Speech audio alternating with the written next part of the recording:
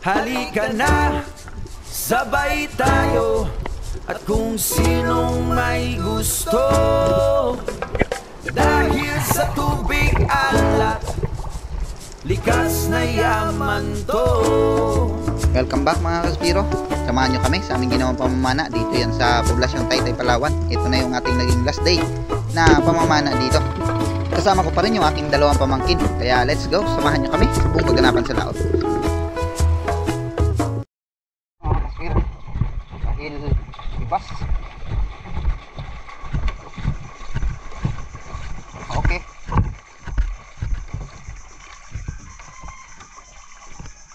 Thank you kuya. Let's go mga kaspiro. Ito na yung last day ko dito sa Taytay na lalaot.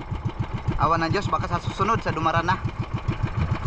Bibili lang kami ng gasolina, tapos diretso na tayo.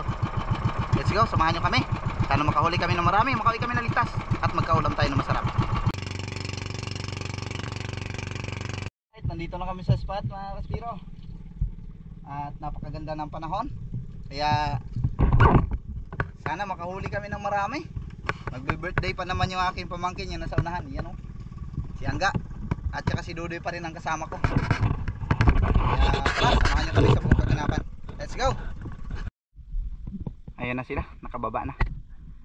Ako ay lilipat ako doon banda. Dahil yung panganto dito, yung isa papunta doon sa kabila, yung isa naman ay papunta dito sa kabila. Kaya maghihiwalay silang dalawa habang lipat tayo ng ibang spot. Let's go! Matik na mga kaspiro na bugbog na yung mga bakuran na napuntahan namin dahil bandang laot ito kung saan pwedeng maabot ng mga iligalista. Malayo na sa tabi kaya madalang na ang teritorial. Kung meron man, malalaki naman. Kaya pinagtyagaan namin dito. At sa unang sisid ko, natapat ako dito sa may crack na bato. Nang dahan-dahan kong sinilip ay napakalaking munggo tiger o yung bigdat ang nakadapa sa buhangin. Kaya lang, sumala tayo sa unang kalabit.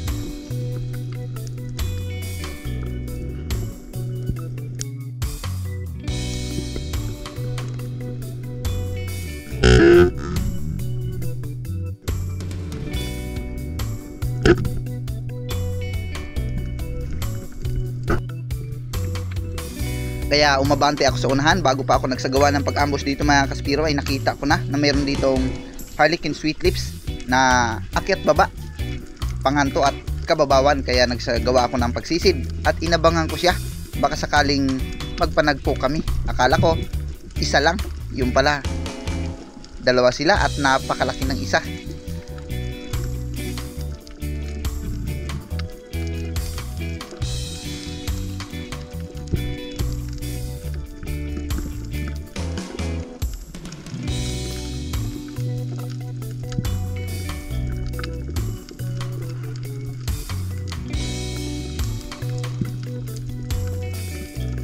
Ayun yung pinakamalaking Harlequin Sweet Lips.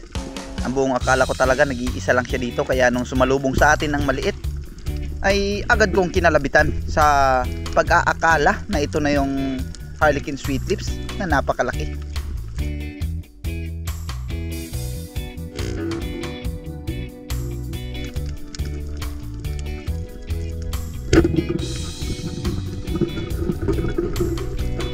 Palutang na ako nung makita ko yung malaki na natataranta sa paghanap ng butas na pwedeng suotan. Sayang, pero ayos na rin kahit papaano.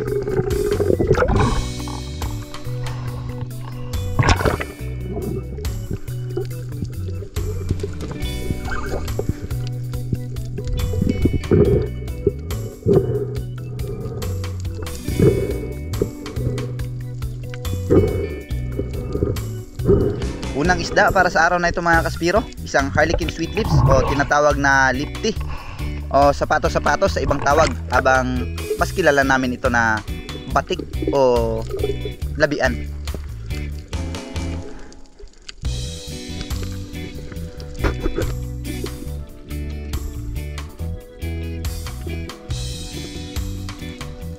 Sobrang gaganda ng mga rock formation ng mga kuweba dito mga kaspiro, kaya hindi kaagad tayo nagkakalabit ng basta-basta dahil may mga posible talagang may malalaking isda dito kagaya ng marble grouper. Kaya bago ako kumakalabit, inuusisa ko muna ng maayos. 3 pirasong Harlequin Sweet Lips ang laman ng kuweba na ito mga kaspiro. Pero yung malaki ay nakaramdam na, habang yung isang ito ay range na. Hindi ko lang kinalabitan talaga dahil naghahanap pa ako ng ibang isda na mas malaki. Nagbabaka sakali rin kasi ako na lumabas pa yung pinakamalaking Harlequin Sweet Lips, kaya naman hindi ko muna kinalabitan yung mga maliliit na nandito. Nung mati akong wala na, ay nagdahan-dahan muna ako sa pag-atras. Ito yung kagandahan kapag old pin ang gamit natin o kapay na tinatawag na yapak. Pwede tayong umatras, hindi kagaya ng long pins na kailangan pa nating umikot ng katawan. At sa pangalawang pagbalik mga kaspiro, binaba ko yung nasa babang party ng kuweba na ito, kung saan nandoon yung maliit na Harlequin Sweet Lips na nagpapahinga. At dito nga ay nagmasid akong muli, baka masakaling mayroong mga grouper.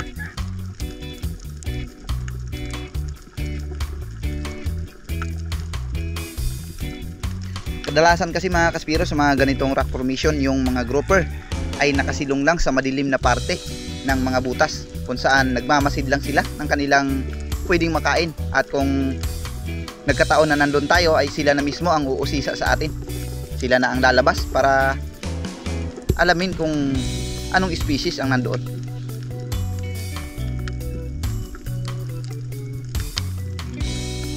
Malayo lang kaso mayroon na sana ditong tiger o yung coral trout na tinatawag naming aswang. Nasa unahan pa ng Harlequin Sweet Lips na ito, kaya umatras na muna ako. Aswang na tinatawag dahil kinakain niya kahit na kauri niya kapag nasa loob sila ng fish cage.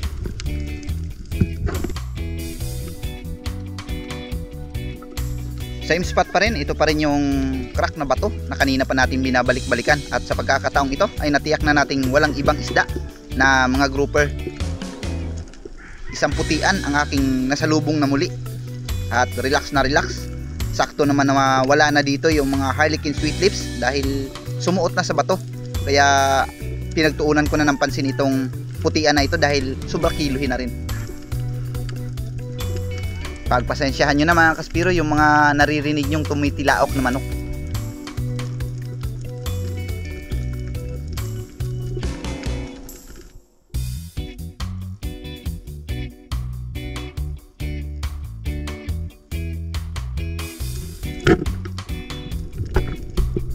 Ang ganda ng pagkakatama, patay on the spot mga kaspiro.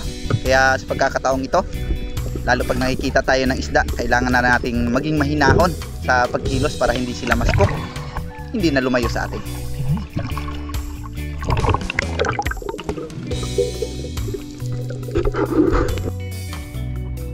Okay, panibagong spot. Subukan ulit namin dito.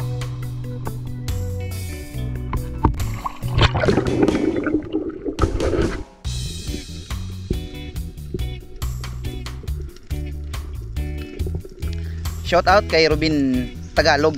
Itong kuweba na ito ay minsan na naming nahulihan ng GT nung lumayo siya dito sa akin. At sa pagkakataong ito mga kaspiro ay walang laman maliban sa isang napakalaking Harlequin Sweet Lips sa labas. Kaya lang hindi dumiretso. Nagkamali ako ng kalkulasyon dahil bumalik ang isda at masyado nang nabulabog.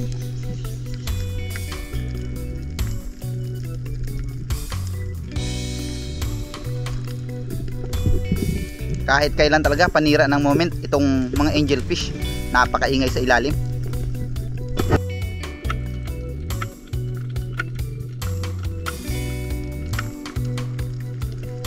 Hindi na talaga kagaya nung una na sa tuwing makakakita tayo ng mga ganitong kuweba, matik na talagang may lamang isda.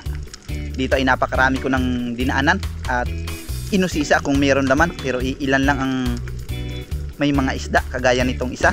Akala ko walang laman. Mabuti na lang bago ako lumutang, nakita kong may nakadapa na isang grouper na nandito sa buhangin.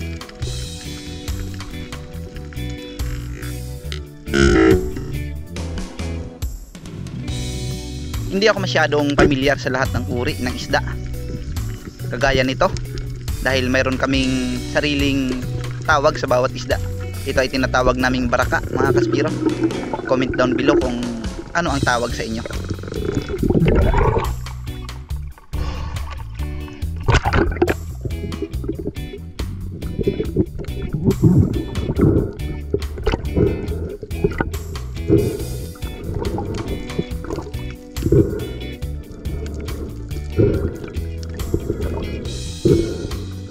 Sobrang dalang talaga ng panain dito mga kaspiro. Pero okay lang dahil kahit na madalang, malalaki naman.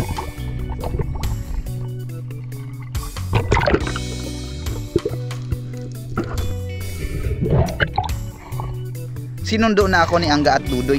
Sa pagkakataong ito, kung mapapansin nyo mga kaspiro, ay mukhang may plano na namang sumama ang panahon. Kaya nagdesisyon kaming mag last dive na lang.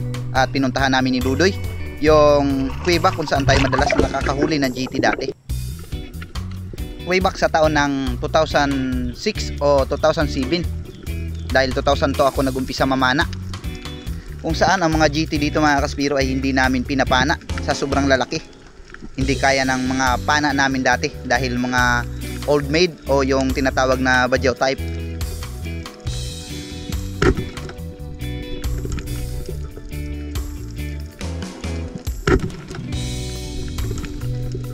Sobrang lapit na kasi ng Harlequin Sweet Lips na ito at hindi na rin biro ang laki kaya natukso na ako. Pero sa bandang unahan pala, iyan o, napakalaking GT. Sayang. Kaya nagmadali ako sa paglutang. Tinawag ko si Dudoy baka sakaling maabutan niya pa.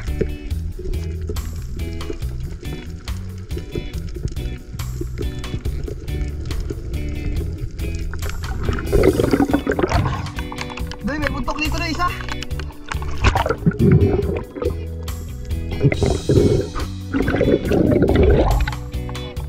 Hanapin mo lang, nandiyan lang yan. Paa mo, sumugod pa ka sa akin. Pero digo na kami na makita pa siyang muli. Niretrieve ko na lang itong isda at bumalik na kami sa bangka dahil baka lumakas na ang amihan. Nandito kasi kami sa laot kung saan malakas ang buwelo ng hangin. Layo kami sa tabi. Masyadong delikado pagka ganito.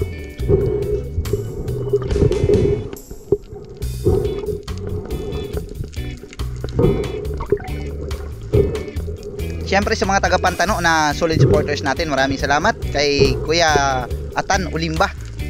Siya yung nakabili ng Sweet Lips na ito. Shoutout sa inyo dyan mga kaspiro.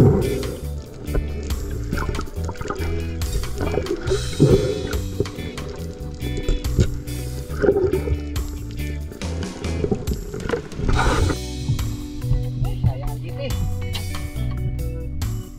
Ang ating nagpalit sa GT. Sayang. Sayang GT.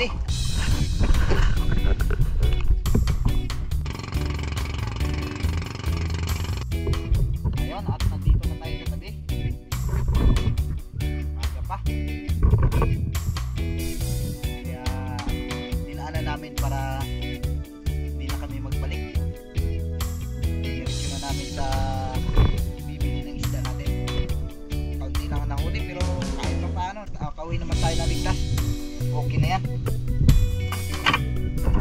Binira ko na itong bumphead parrot fish dahil alam naman natin na ito yung isa sa mga sumisira ng mga coral reef. Yun.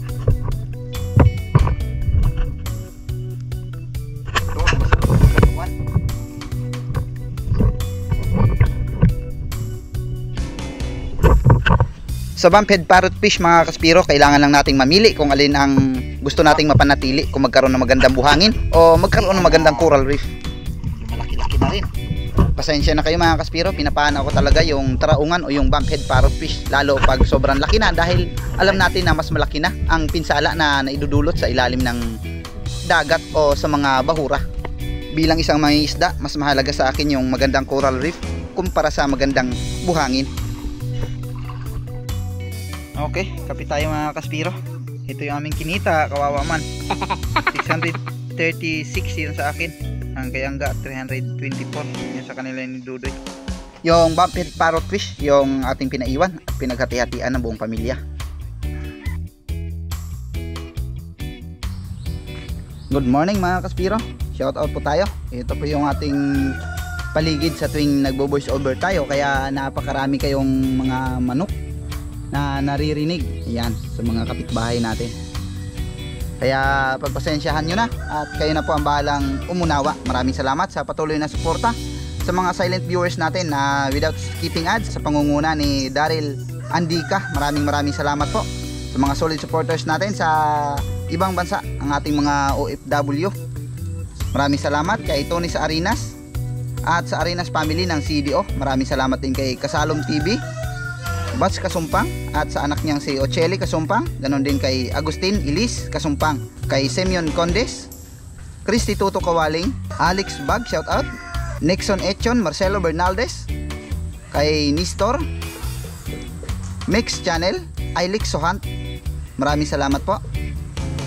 Jose Roldan Jornales, Boyet Villacorte, Kim Villases, maraming salamat din. Kay Ginny Somo Okrancudo, Louis J, at Ispiron family ng Silay City, Negros Occidental, Armando Sueverdes ng Imus Cavite, Samuel Prado ng Puerto Princesa, maraming salamat.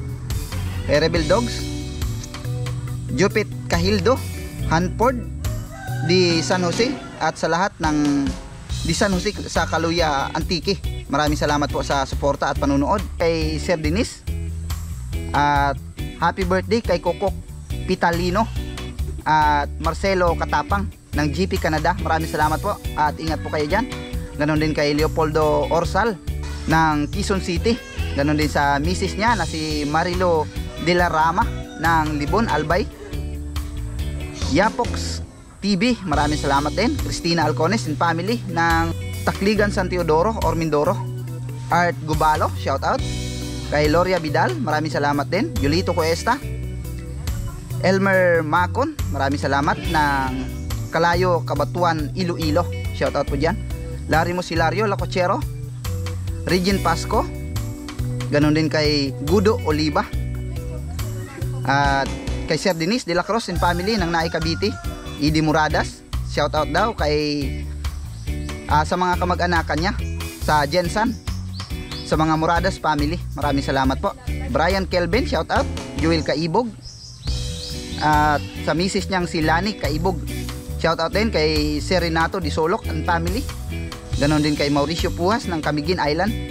Sante Roldan, shout out po ng Del Gallego, Camarines Sur, maraming salamat din kay Joser. Kay Ma'am Dimple, thank you po. Juby Dihan, shout out. Jelmar Sueta ng Nueva Valencia, Guimaras, shout out din kay Darioner ng Dasmariñas, Cavite, at sa pamilya ni Sir Darioner. Jake Abinar Spearfishing, maraming salamat. Eduardo Yonzon at Arlon Pagal, maraming salamat din kay Eme Reyes, Sandugo OFW, at sa mga hindi ko nabanggit mga kaspiro, sa susunod na naman po.